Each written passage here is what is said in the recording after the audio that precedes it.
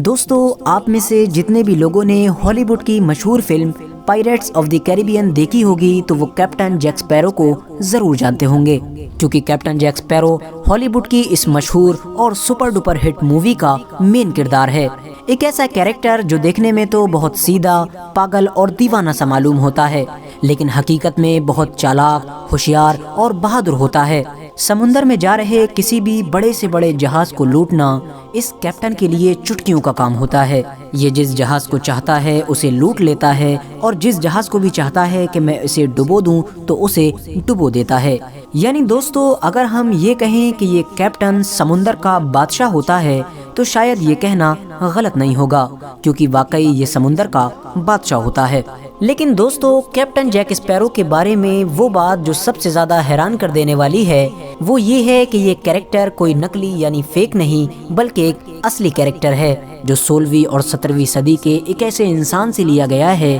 کہ جو اپنے دور کا بہت بڑا سمندری لٹیرا تھا۔ اتنا بڑا سمندری لٹیرا کہ جس کے صرف نام سے ہی سمندر کی آدھی سے زیادہ دنیا کانپتی تھی۔ اس خطرناک سمندری لٹیرے کی وجہ سے بڑے طاقتور لوگوں نے بھی اپنے جہازوں کو سمندر کے اس علاقے میں لے جانا بند کر دیا تھا کہ جس علاقے میں اس سمندری لٹیرے کا اڈا ہوا کرتا تھا۔ لیکن دوستو، حیرانی کی بات یہ ہے کہ یہ سمندری لٹیرا اچانک سے نہ صرف مسلمان ہو گیا تھا بلکہ اس کی زندگی بھی پوری طرح سے بدل گئی تھی، اور مسلمان ہو جانے کے بعد یہ ان لوگوں کے لیے ہی قہر ثابت ہوا تھا کہ جن لوگوں کے لیے یہ پہلے کام کیا کرتا تھا۔ فی الحال دوستو، آج کی اس ویڈیو میں ہم آپ کو اتہاس کے اصلی جیک اسپیرو سے ریلیٹڈ ساری انفارمیشن دیں گے۔ آخر یہ جیک اسپیرو کون تھا، کہاں سے تھا، کس دور میں تھا، اور اچانک سے یہ ایک خطرناک سمندری لٹیرے سے مسلمان کیسے بن گیا تھا۔ دوستو، سب سے پہلے تو میں آپ کو بتاتا چلوں کہ جسے آج ہم سب کیپٹن جیک اسپیرو کے نام سے جانتے ہیں، اس کا اصلی نام جیک ورڈ تھا، جو 1553 میں انگلینڈ کے ایک شہر فیور شام میں پیدا ہوا تھا۔ انگلینڈ کا یہ شہر ایک دلدلی علاقے میں بسا ہوا تھا جو بھلے ہی بزنس کے پرپس سے تو کوئی اہمیت نہیں رکھتا تھا، لیکن سمندری لٹیروں کا اڈا مانا جاتا تھا۔ یعنی سمندری لٹیروں کے لیے انگلینڈ کا یہ شہر کسی جنت سے کم نہیں تھا۔ اسی شہر میں ہی جیک ورڈ کی پرورش ہوئی تھی، اسی لیے اس نے بھی بچپن سے ہی سمندری جہازوں میں لمبا سفر طے کرنا اور سمندری جہازوں کو لوٹنا اچھی طرح سے سیکھ لیا تھا۔ جیک ورڈ جب تھوڑا سا جوان ہوا تو اس نے بھی اپنی قابلیت کے دم پر اپنے علاقے کے لوگوں کی طرح ہی انگلینڈ کی ملکہ سے سمندری جہازوں کی نوکری حاصل کر لی، اور اسے بھی انگلینڈ کی ملکہ کی طرف سے ایک جہاز کا کیپٹن بنا دیا گیا تھا۔ دوستو، یہ وہی دور تھا کہ جب انگلینڈ کے سمندری جہازوں نے اسپین کے سمندری جہازوں پر حملہ کیا تھا، لیکن اتفاق سے انگلینڈ کے سمندری جہازوں کو اسپین سے بڑی زبردست ہار کا سامنا کرنا پڑا تھا، جس کی وجہ سے انگلینڈ کی سلطنت کو حد سے زیادہ نقصان بھی ہوا تھا۔ ہار کا نقصان برداشت نہ کر پانے کی وجہ سے جنگ ختم ہونے کے بعد انگلینڈ کی حکومت نے ان سبھی لوگوں کو نوکری سے نکال دیا تھا کہ جو سمندری جہازوں پر نوکری کیا کرتے تھے، اور اپنے سبھی سمندری جہازوں کو بھی واپس بلا لیا تھا۔ لیکن دوستو، پریشانی یہ تھی کہ وہ سارے لوگ جو انگلینڈ کی حکومت کی طرف سے سمندری جہازوں پر نوکری کیا کرتے تھے اب وہ لوٹ مار کے عادی ہو چکے تھے، اسی لیے انگلینڈ حکومت کی طرف سے نوکری سے نکالے جانے کے باوجود بھی ان لوگوں نے اپنے پرسنل سمندری جہازوں کے ذریعے سے لوٹ مار جاری رکھی۔ لیکن ایسی کنڈیشن میں جیک ورڈ اپنے گاؤں واپس آ گیا۔ گاؤں واپس آنے کے کچھ دن بعد ہی جیک ورڈ کو ایک بار پھر سے انگلینڈ حکومت کی طرف سے ایک بڑا کام سونپا گیا، لیکن جیک ورڈ نے اس بار انگلینڈ حکومت کا یہ بڑا کام کرنے سے انکار کر دیا، اور جیک ورڈ نے اب یہ فیصلہ لیا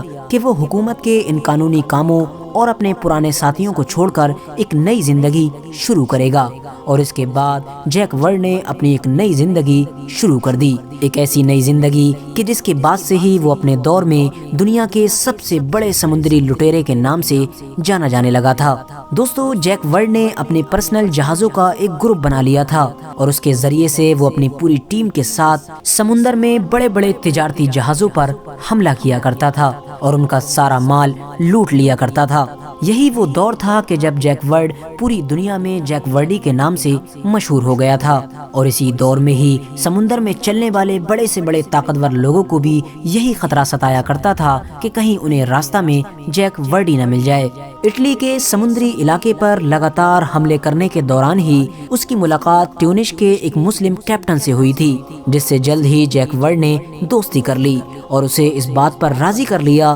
کہ وہ جیک ورڈ کو اپنے ٹیونش کے سمندری جہاز کے اڈے کو استعمال کر لینے دے، کیونکہ جیک ورڈ کا یہ ماننا تھا کہ اگر اسے ٹیونش کے سمندری جہاز کے اڈے کو استعمال کرنے کی اجازت مل جائے گی تو وہ اور بھی آسانی کے ساتھ اٹلی کے سمندری علاقوں پر حملہ کر سکے گا، اور خوش قسمتی سے جیک ورڈ کو یہ اجازت مل بھی گئی، جس کے بعد کئی سالوں تک جیک ورڈ نے اپنا یہ کام جاری رکھا۔ لیکن پھر دھیرے دھیرے جب جیک ورڈ کو یہ محسوس ہوا کہ اب اسے اپنے گاؤں واپس جانا چاہیے تو اس نے انگلینڈ کی حکومت کو ایک معافی نامہ لکھا، کیونکہ دوستو جیک ورڈ تو پہلے ہی بغاوت کر کے انگلینڈ کی ریاست سے بھاگ آیا تھا۔ دوستو جس وقت جیک ورڈ کا یہ معافی نامہ انگلینڈ کی سلطنت میں پہنچا، اس وقت انگلینڈ کی گدی پر جیمز اول بیٹھا ہوا تھا، جس نے جیک ورڈ کو معاف کرنے سے صاف صاف انکار کر دیا۔ ایسی حالت میں نہ چاہتے ہوئے بھی جیک ورڈ کو اب انگلینڈ جانے کی بجائے ٹیونس جانا پڑا، جہاں پر اس دور میں سلطنت عثمانیہ کی حکومت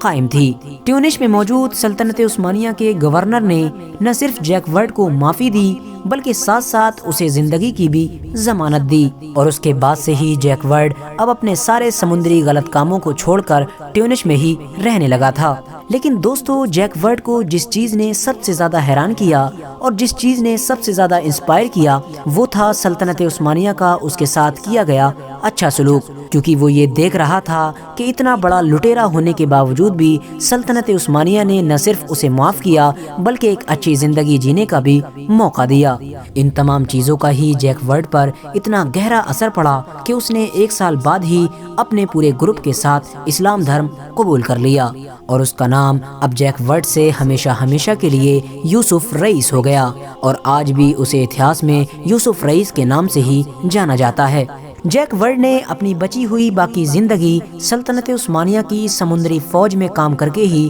گزاری تھی، اور اس نے 16ویں اور 17ویں صدی میں اس وقت اسپین سے یہودی اور مسلم لوگوں کی سمندری راستے سے نکلنے میں مدد کی تھی، جس وقت اسپین میں ان دونوں قوموں پر ہی بہت زیادہ ظلم و ستم کیا جا رہا تھا۔ انگلینڈ سلطنت کے شاہی محل میں جیک ورڈ کے مسلمان ہونے کی خبر 1610 میں پہنچی تھی۔ انگلینڈ سلطنت کے حکمران کو بتایا گیا کہ ہمارا ایک بہادر سپاہی یعنی جیک ورڈ اب ایک ترک مسلم بن چکا ہے، اور مسلمان بن کر اب وہ ہمارے لیے ہی ذلت کا سامان بن چکا ہے، اور ہمارے لیے ہی آنے والے دنوں میں خطرہ بنتا جا رہا ہے۔ دوستو جیک ورڈ کی شہرت کا اندازہ صرف آپ اس بات سے لگا سکتے ہیں کہ 1612 میں ہی یعنی جیک ورڈ کی زندگی میں ہی ان کے اوپر ایک کتاب لکھ دی گئی تھی جس کا نام تھا A Christian Turn ترک، یعنی ایک ایسا عیسائی آدمی جو اب مسلم ترک بن چکا ہے۔ اس کتاب کو رابرٹ ڈیبرون نے لکھا تھا۔ یہ کتاب ایک ایسے مسافر کے سفر نامے سے لکھی گئی تھی کہ جس کی ملاقات جیک ورڈ سے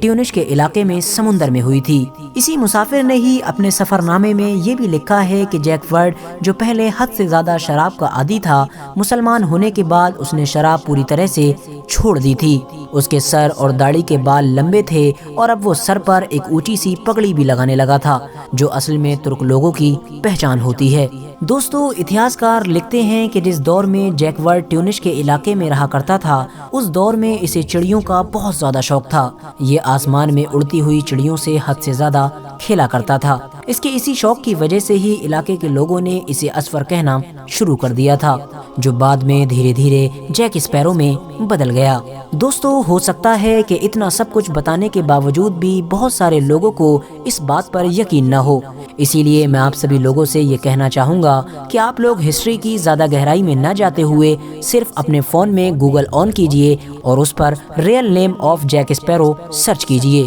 ایسا سرچ کرنے پر گوگل نہ صرف آپ کو یہ بتائے گا کہ جیک اسپیرو کا ریئل نیم جیک ورڈ تھا، بلکہ ساتھ ساتھ نیچے موجود کیپشن میں یہ بھی بتائے گا کہ جیک ورڈ جو پہلے عیسائی تھا اور انگلینڈ میں پیدا ہوا تھا، بعد میں مسلمان ہو گیا تھا اور اس کا نام یوسف رئیس ہو گیا تھا، اور اس نے باقی بچی ہوئی زندگی سلطنت عثمانیہ کی سمندری فوج میں رہ کر ہی گزاری تھی۔ اس کے علاوہ آپ گوگل پر موجود بہت سارے اس سے ریلیٹڈ آرٹیکلز بھی پڑھ سکتے ہیں۔ فی الحال دوستو آج کی اپنی ویڈیو کو ہم یہیں پر ختم کرتے ہیں۔ ویڈیو پسند آنے پر نہ صرف ویڈیو کو لائک کریں بلکہ اپنے فرینڈز کے ساتھ بھی ضرور شیئر کریں، اور اسی طرح کی نالجبل اور ہسٹوریکل ویڈیوز ہمیشہ دیکھنے کے لیے ہمارے اس چینل کو سبسکرائب کر کے ساتھ ہی میں بیل آئیکن کو بھی پریس کر دیں۔